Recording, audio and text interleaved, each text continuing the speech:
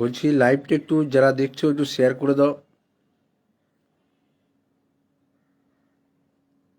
আমাদের বিভিন্ন হোয়াটসঅ্যাপ গ্রুপে লাইভটা শেয়ার করে দাও।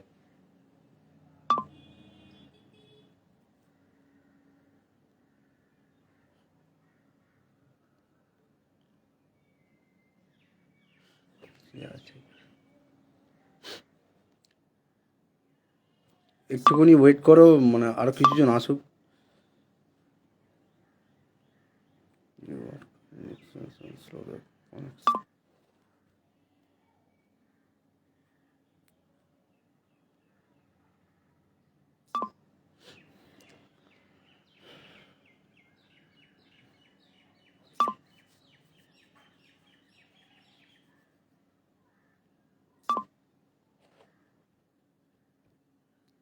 যাই হোক, চলো শুরু করি। 27 জন অলরেডি হয়ে গেছে।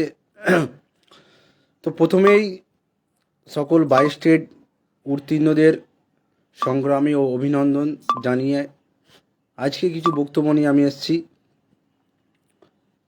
প্রথমত, আজকে যে ঐক্য মঞ্চ 2022 প্রাথমিক ডিএলএড ঐক্য মঞ্চ, সেই ঐক্য মঞ্চের যে সংগ্রামের ইতিহাস, সেই ইতিহাস প্রথম ঐক্য মঞ্চ 2022 স্টেট পাস মানে 22 পরীক্ষার জন্য আন্দোলন করে এবং পরীক্ষার পরবর্তী রেজাল্টের জন্য আন্দোলন করেছিল।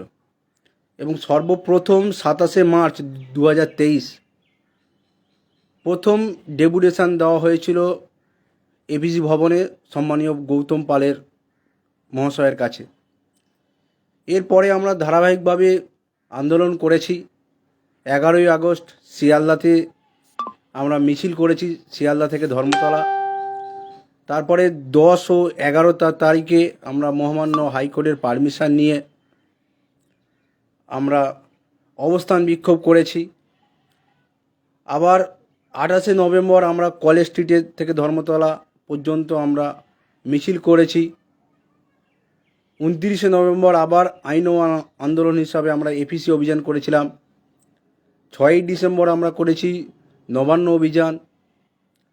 22শে ডিসেম্বর আমরা করেছি বিকাশ ভবন অভিযান। এছাড়াও 1 থেকে 4 তারিখ পর্যন্ত মহামান্য হাইকোর্টের পারমিশন নিয়ে আমরা ধর্ণা কর্মসূচি করেছি। ও রিসেন্ট 12ই ফেব্রুয়ারি আমরা বিকাশ ভবন অভিযান করেছি।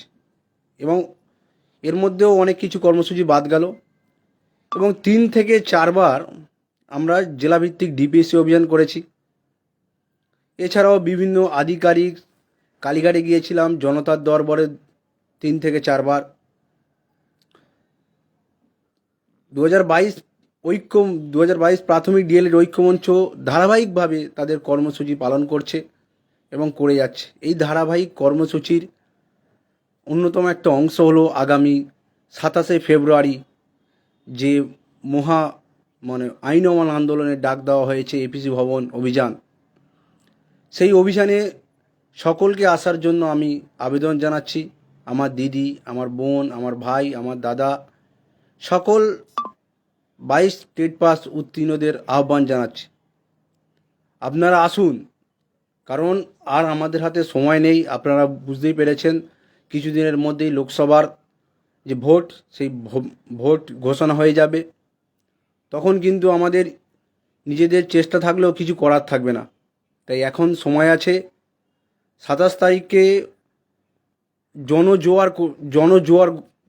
নিয়ে সবাই আসুন। আপনি আসুন, যারা পাস করেছে আপনার চেনা পরিচিত তাদেরকে বোঝান, তাদেরকে আসতে বলুন। মধ্য কথা 27 তারিখে যেন আমরা 3 থেকে 4 হাজার আমরা জমায়েত করতে পারি। 3 থেকে 4 হাজার, এটা আমাদের মেন লক্ষ্য। আমাদের 22 তারিখ 12ই ডিসেম্বর যখন বিকাশ ভবন অভিযান করেছিলাম, সেখানে প্রায় 1000-এর মতো ছিল। সেই 1000-এর জনকে যখন আমরা মেট্রো স্টেশন থেকে নামছিলাম, সেই 1000 জনের যে দাবি, যে হুঙ্কার, যে শব্দ প্রতিধ্বনি, সেই প্রতিধ্বনি দেখে স্বয়ং পুলিশ প্রশাসন এবং মিডিয়া হতবাক হয়ে গিয়েছিল। তাই আমি চাই, আমরা সবাই চাই যে আগামী 27শে ফেব্রুয়ারি এর থেকে বেশি জন জমায়েত করতে পারবো। সেই জন্য আমাদের 2022 টেট পাসে যে 23 জেলায় অ্যাডমিন প্যানেল আছে, সেই অ্যাডমিন প্যানেল অক্লান্ত পরিশ্রম করছে, রাত দিন এক এক করে দিচ্ছে। তাদের সেই পরিশ্রমকে আমি কুর্নিশ জানাই। এবং আমরা বিদেশদা, আপনারা সবাই চেনেন যে বিদেশদার নেতৃত্বে আমরা যেভাবে যাচ্ছি, কিন্তু আমরা সঠিক পথে এগোচ্ছি। বিদেশদা নেতৃত্বে আমরা সঠিক পথে সঠিক দিশায় আমরা এগিয়ে যাচ্ছি। এবং এই বিদেশদার নেতৃত্বেই আমরা কিন্তু ইন্টারভিউ নোটিফিকেশান আনব। 50,000 ভ্যাকান্সি দিয়ে আমাদের ইন্টারভিউ নোটিফিকেশান চাই ভোটের আগে। তার জন্য রাস্তায় নামতে হবে, তার জন্য পথে নামতে হবে, কারণ পথই পথ দেখাবে। পথে না নামলে কোনো কিছু হয় না। নিজের ন্যায্য দাবি, নিজের হকের লড়াই নিজেকে লড়তে হয়। তাই কেউ ও গেল না আমি কেন যাব এই প্রশ্ন নিজেকে করবেন না। আপনারা নিজেকে প্রশ্ন করুন যে আমি আমার কাজটা সঠিকভাবে করছি তো। নিজের কাছে প্রশ্ন করুন, দেখবেন উত্তরটা কি পান। কারণ যখন ইন্টারভিউ দিতে যাবেন তখন বুক ফুলিয়ে যাবেন যে আমি কত সংগ্রামের মাধ্যমে, কত লড়াইয়ের মাধ্যমে আমি এই জায়গায় এসেছি। আমি আমার যোগ্যতা, আমার শিক্ষার অধিকার, আমার ন্যায্য দাবি নিয়ে আমি সোচ্চার হয়েছিলাম, আমি গর্জে উঠেছিলাম। ইন্টারভিউ তখন আর কোনো সমস্যা থাকবে না। তখন নিজের যে হিন্দু মনস্কতা তখন আপনি আপনার ভুগবে না। বুক ভরা সাহস নিয়ে তখন যাবেন ইন্টারভিউ টেবিলে। সেই অনুভূতিটা সম্পূর্ণ আলাদা থাকবে। আর যারা যায় না, বাড়িতে বসে থাকে, তাদের অনুভূতি আপনার থেকেও সম্পূর্ণ আলাদা।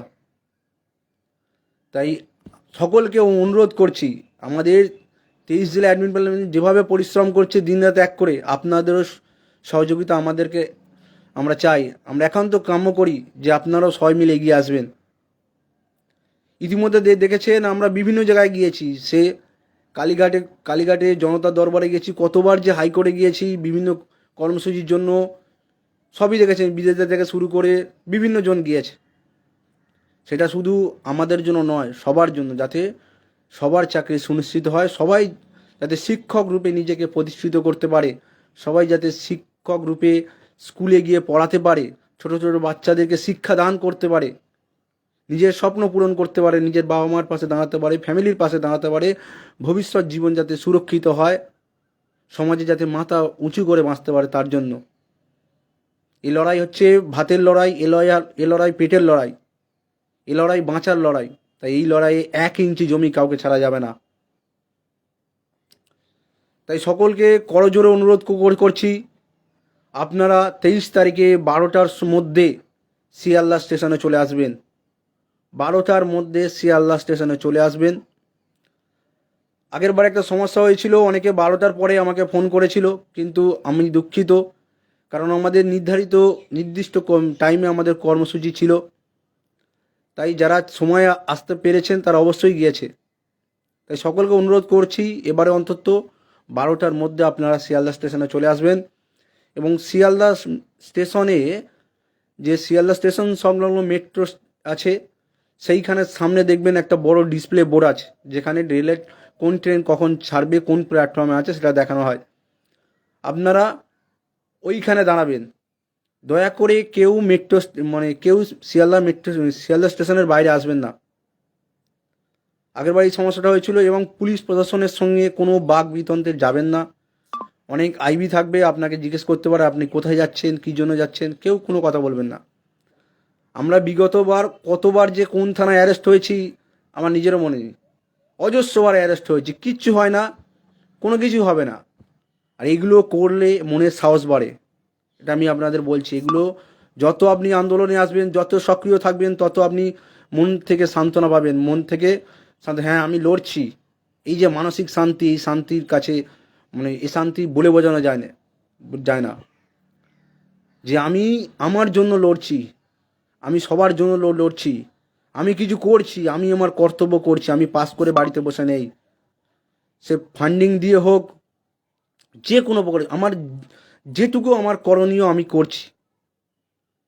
তাই সকলকে বলবো 27 তারিখে অবশ্যই আসুন, কারণ আর সময় নেই। লোকসভা হয়ে গেলে আপনারা সবাই বিচক্ষণ, আপনারা হবু শিক্ষক, আপনারা মেধা সম্পন্ন, সব কিছু জানেন আপনারা যে 27 তারিখ মানে লোকসভা ভোট যদি ঘোষণা হয়ে যায়, সরকার আর নতুন নোটিফিকেশান বার করতে পারবে না, এবং পরবর্তী ক্ষেত্রে সেই 2026 বিধানসভা নির্বাচন সেখানে টেনে নিয়ে যাবে। তাই আপনি ভেবে দেখুন, আপনি কি লোকসভার আগে ইন্টারভিউ মানে নোটিফিকেশান আনবেন, না সেই 26 পর্যন্ত নিজেকে অপেক্ষা করবেন?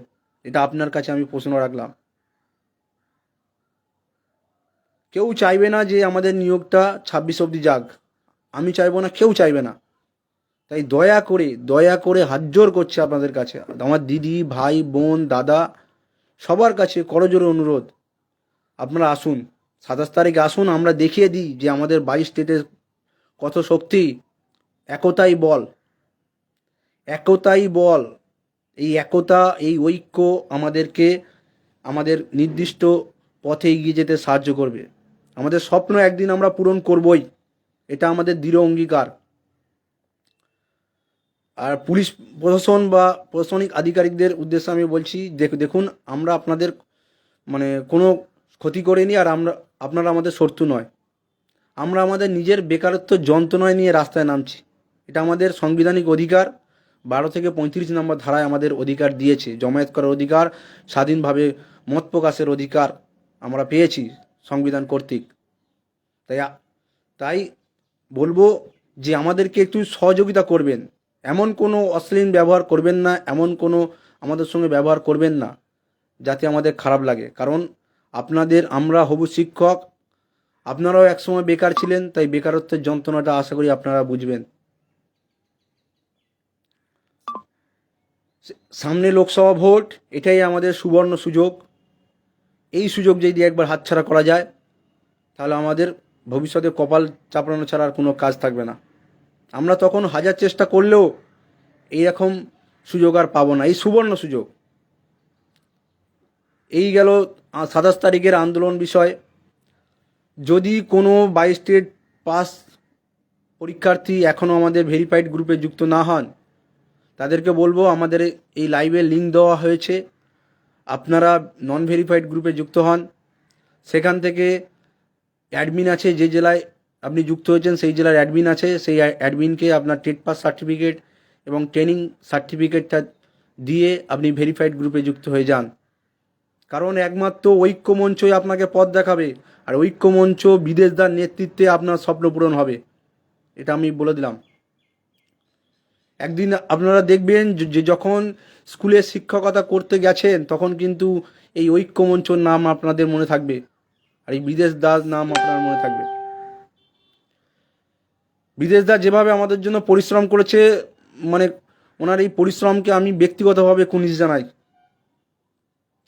সেই কোথায় সুন্দরবনে বাড়ি, সুন্দরবন, আমরা নিজেরা ওনার বাড়ি গিয়েছিলাম, সেই সুন্দরবনের প্রত্যন্ত অঞ্চল থেকে উনি প্রতিনিয়ত যাত্রা করেন, প্রতিনিয়ত সবার উদ্দেশ্যে, কখনো হাইকোর্ট, কখনো নবান্ন, কখনো বিকাশ ভবন, কখনো মানে জনতার দরবার, কখনো বিভিন্ন আধিকারিকের কাছে, কখনো মানে মানে বিভিন্ন আধিকারিকের কাছে উনি ছুটে যান। কাদের জন্য?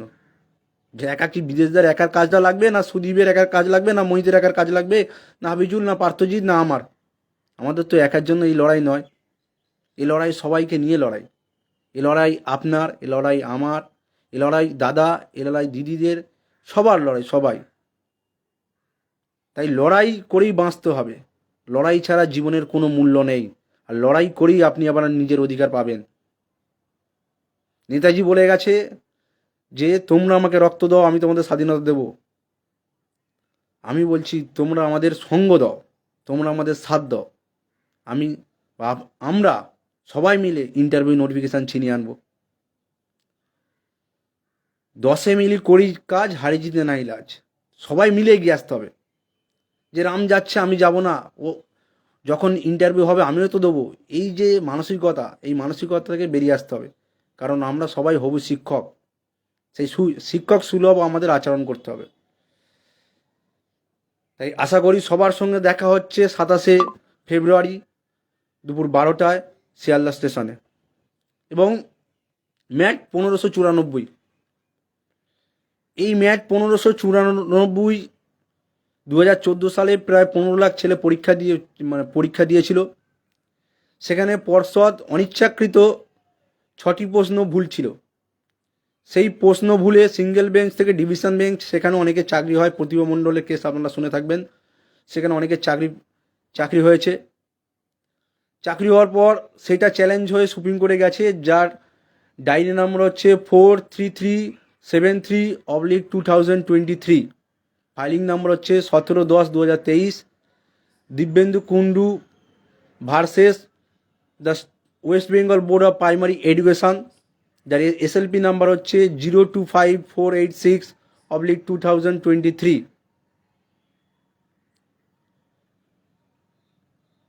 সম্ভবত কম্পিউটার জেনারেটেড ডেট পড়েছে 15 তারিখ।